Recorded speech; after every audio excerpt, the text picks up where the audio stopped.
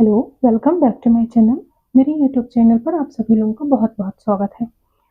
आज का video basically strategy base पर है कि अगर हमारे पास 100 डेज़ हैं, तो हम कैसे स्ट्रेटजी को अपनाएँ, कौन-कौन सी बातों का ध्यान रखें कि हमारा एग्ज़ाम क्वालिफ़ाई हो जाए या फिर हम अपनी प्रिपरेशन को थोड़ा-सा स्पीड अप कर सकें, बूस्ट अप कर सकें, उसके लिए है ये वीडियो। ठीक है?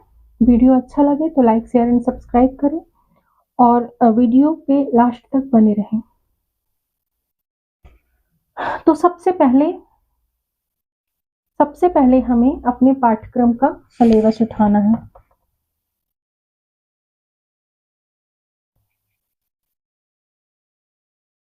सबसे पहले हमें क्या करना है? सिलेबस को उठाना है।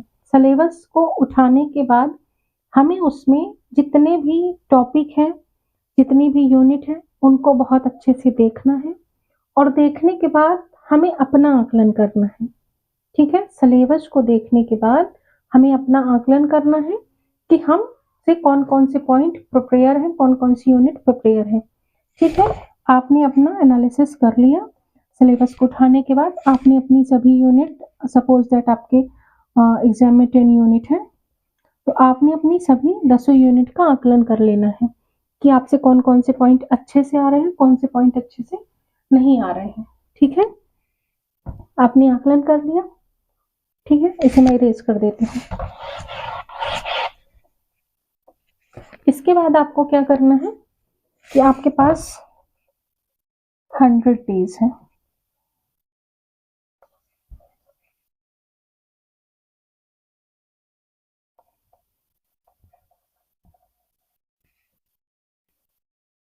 ठीक, 100 डेज है और अपने पास 10 यूनिट है कवर करने के लिए।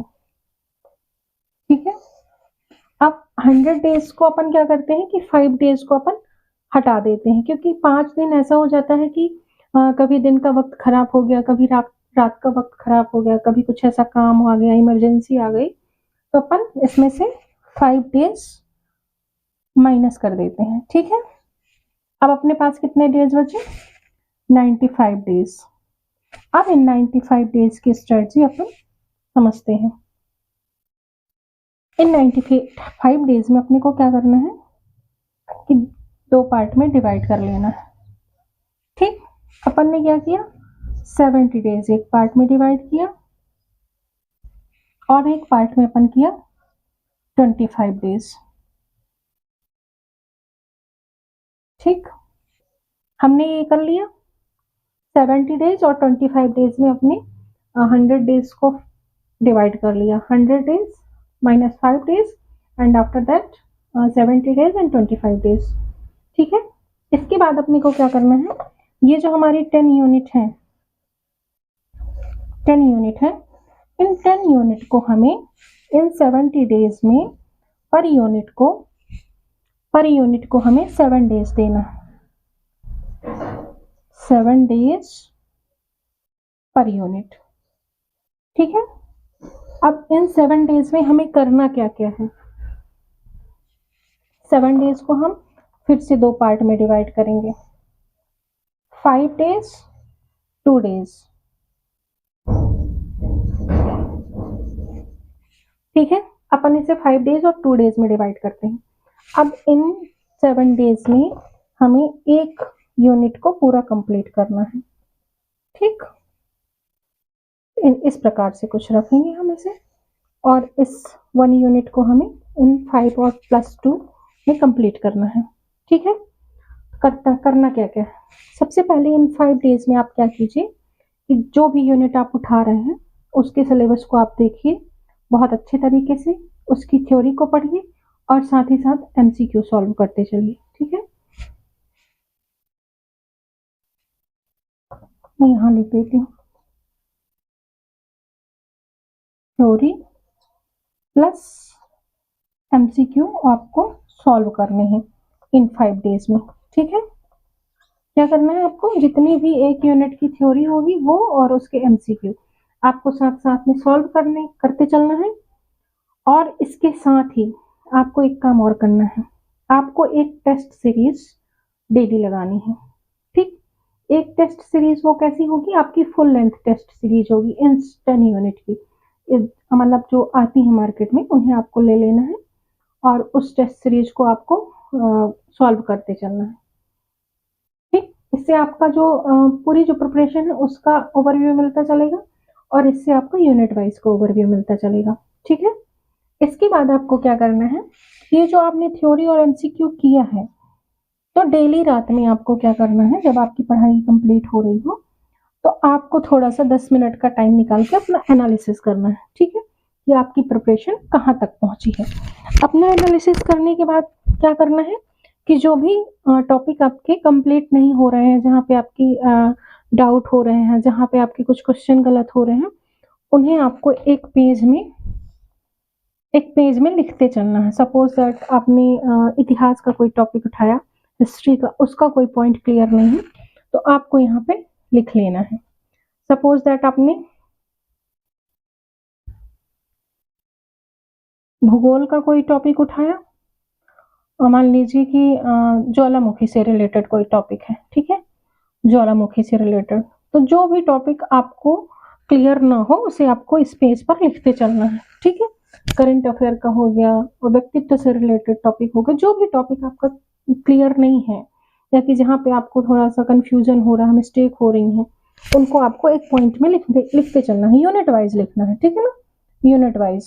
सपोज दैट यूनिट 1 का है तो आपको यूनिट 1 का एक पेज ले लेना है और उस यूनिट में आपकी कितनी गलतियां हो रही हैं, कहाँ पे आपका जो यूनिट है वो कमजोर पड़ रहा है, उसे आपको पेज में लिख लेना है। ठीक है, लिख लिया, 5 डेज आपके कंप्लीट हो गए।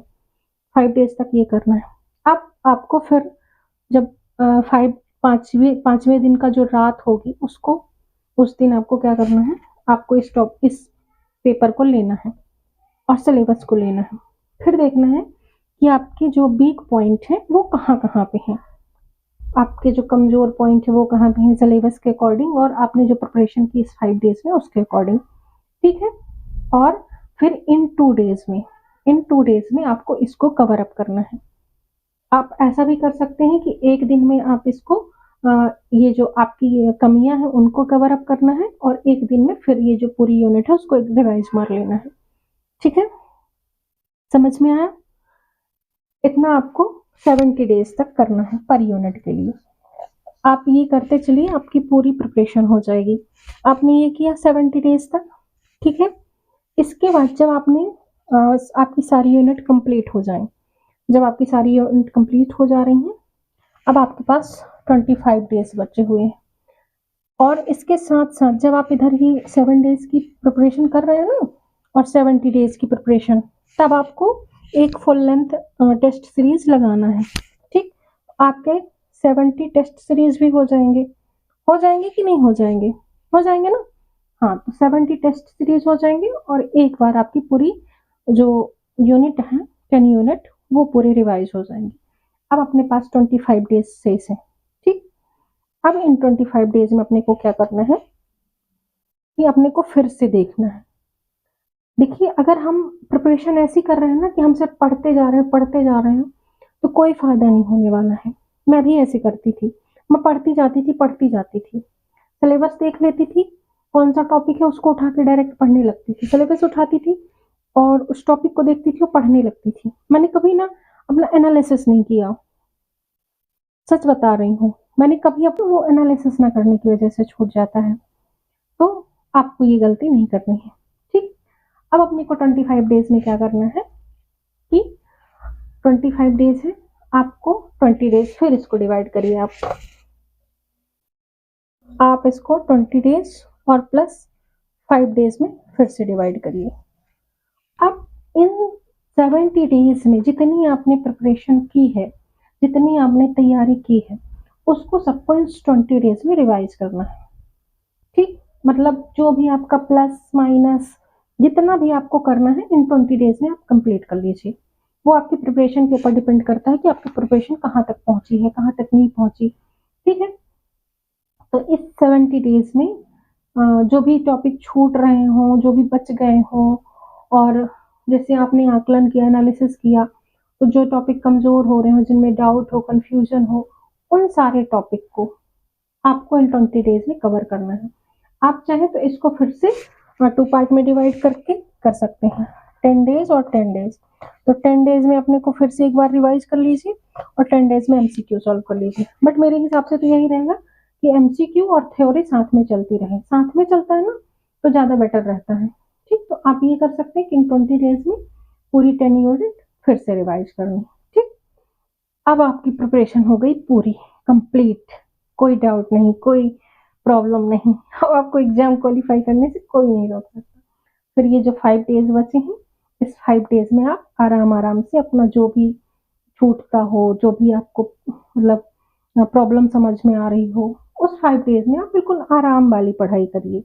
कोई आपको जल्दबाजी नहीं, क्योंकि इतना आकलन बार-बार करके और बार-बार रिवाइज करके ना सारी चीज़ें कवर अप हो ही जाएँगी।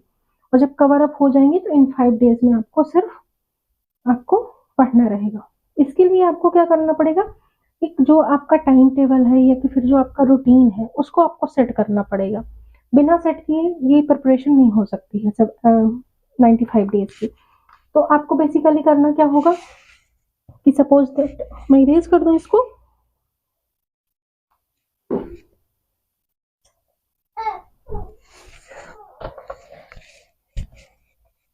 मालूम क्या हो रहा है बैकग्राउंड में, मेरा बेबी ना, मेरा बेटा ना, वो मेरे से नाराज हो गया क्योंकि मैंने उसे बोर्ड में पढ़ाई नहीं करने दी है। वो गुस्सा होकर बैठा हुआ है। बाद में दिखाऊंगी। ठीक है, अब आपको क्या करना है, सॉरी टू बी कंटिन्यू। फिर आपको क्या करना है कि आप एक टेस्ट सीरीज आपको लगानी है, एक टेस्ट सीरीज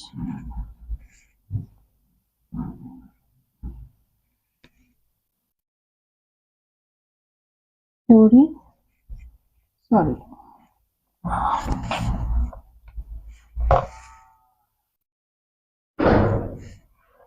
प्लस एमसीक्यू। ठीक, इतना आपको करना है।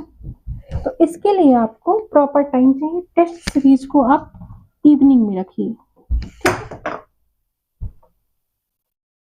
में रखने के साथ ही आपको ये जो थ्योरी वाला पोर्शन है और एमसीक्यू वाला पोर्शन, तो एमसीक्यू मेरे हिसाब से आप मॉर्निंग में कर लीजिए और थ्योरी आप दोपहर में कर लीजिए, या कि फिर इसको कर लीजिए आप ना। तो थ्योरी प्लस एमसीक्यू आपको करना है, तो आप थ्योरी सुबह पढ़िए, एमसीक्यू सॉल्व करिए, थ्योरी पढ़िए, एमसीक्यू सॉल्व करिए। और एक टेस्ट सीरीज आपको जरूर से रखनी है। इन सब का आपको प्रॉपर टाइम मैनेजमेंट करना है, वो आपको आपकी दिनचर्या के हिसाब से आप कर, आपका डेली रूटीन कैसा है वो आप समझ सकते हैं। ठीक है ना, उसके अकॉर्डिंग आपको पढ़ाई करनी है। लेकिन हाँ, टाइम मैनेजमेंट जरूरी है, अनुशासन जरूरी है। जब तक आप खुद में अनुशासन नहीं लाएंगे, जब तक आप खुद का टाइम मैनेजमेंट नहीं करेंगे तो चीजें नहीं होंगी। ठीक है, तो आपको इस चीज के लिए प्रयास करना होगा। और मेरे हिसाब से ये अच्छी स्ट्रेटजी थी, इसको फॉलो करिए आप। और कुछ लक भी काम करता है, लेकिन साथ ही साथ हमारा जो बेस्ट देने का तरीका है वो होना चाहिए। तो आप अपना बेस्ट दीजिए।